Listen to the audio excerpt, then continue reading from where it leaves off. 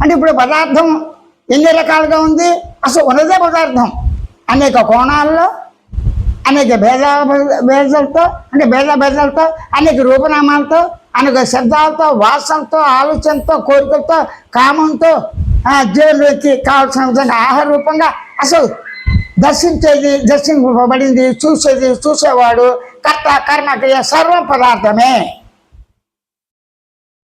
ఈ సర్వ పదార్థం ఏ విధంగా పుట్టింది మానవుడిది అనే ప్రశ్న కూడా ఇప్పుడు అప్రసక్తం. మానవుడిగా ఉండి నేను ఉన్నాను ఉనికితో. ఉనికి ఎలా ఉంది? మానవాకారంగా ఉందంటే ఉంది, లేదంటే లేదు. ఉనికి అంటే ఏంటి? అనుభూతిగా ఉన్న సత్పదార్థం, గమనించే లక్షణం. సాక్షి ఫోటో తీయలేదుగా, భావించే లక్షణం, భావాన్ని ఫోటో తీయలేదుగా. ఆలోచించే లక్షణం, ఆలోచన ఫోటో తీయలేదు కదా. జ్ఞాన లక్షణం, దాన్ని ఫోటో తీయలేదుగా. తెలివి లక్షణం, ఫోటో తీయలేదు. దేన్ని ఫోటో తీయలేదు. ఫోటో తీయలేనటువంటి తన అనుభూతిగా ఉన్నటువంటి స్వయం ఉనికితో, స్వయం ఎరుకతో, స్వయం జ్ఞానంతో, స్వయం గమనికతో, స్వయం జ్ఞానంతో, గమనికతో, గమనించేవాడిగా, అనుకునేవాడిగా, భావించేవాడిగా నేను స్వనుభవంలో నేనే ఉన్నాను అని స్పష్టంగా అనుభవం ఉంది. అది అనుభవంలో ఉన్న దాటికి కనీసం ఇంత శ్రమ కూడా లేదు. శ్రమ ఎప్పుడు పడాలి? అనుభవంలో ఉన్నదాన్ని వెతుకుతావా, అనుభవంలో ఉన్నదాన్ని వెతుకుతావా? నేను దేహంగా ఉన్నాను, అనుభవం. తన దేహం తాను ఎవరైనా వెతుకుతారా? పైగా దేహంతో పాటు తెలియకుండా దేహంతో పాటు నీడ ఛాయ కూడా ఉంది. దేహం కూర్చుంటుంది, నిలబడుతుంది. అప్పుడు ఛాయ పద్ధతిగా ఉంటుంది, చిన్నగా ఉంటుంది, ఒక టైపు కలిసిపోతుంది. అప్పుడు దేహం విశేషమా, నీడ విశేషమా, అనుకునే మనసు విశేషమా, బుద్ధి విశేషమా, అనుకునే జ్ఞానం విశేషమా? ఇవన్నీ మీరేగా, నేనేగా. కానీ అన్నీ విశేషంగా ఉండాలి ఇవి.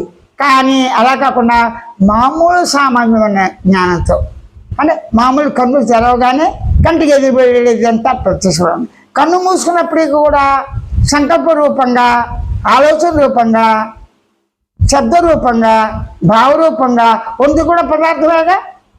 కానీ ఒక ఆలోచన మనకి బాధ కలిగిస్తే ఆ బాధ నిమిత్తం దానికి తగ్గట్టుగా సమాధానం వచ్చింది. మళ్ళీ ఆ సమాధానంతో మళ్ళీ సంశయం, మళ్ళీ సమాధానం, మళ్ళీ సంశయం. ఈ విధంగా పరంపరగా, అంటే సంకల్ప పరంపరగా, అనుభవానుభూతులు పరంపరంగా, గమనికలు పరంపరంగా, సుఖదుఖాల పరంపరంగా, భయం, ఆందోళనతో, ఒత్తిడితో, మృత్యు భయంతో, ఈ సంసార భయంతో, ఈ జాస్వ నిద్రావస్థల భయంతో ఏ విధంగా వేసిన ఒత్తిడిలో లోనవుతుంది. కానీ తను ఏం చేస్తున్నాడు? స్థిరమైన ఆనందం గురించి ప్రయత్నిస్తున్నాడు. వాస్తవంగా అవగాహన వెళ్ళినాడు, ప్రయత్నం చేయడు. ఎందుకు? ఆనందం తన లక్ష్యం కాకపోతే, సుఖం తన లక్ష్యం కాకపోతే, హాయి తన లక్ష్యం కాకపోతే అసలు ఆనందాన్ని ఎలా గమనించి తెలుసుకుంటాడు? వీలు పడుతుంది కదా.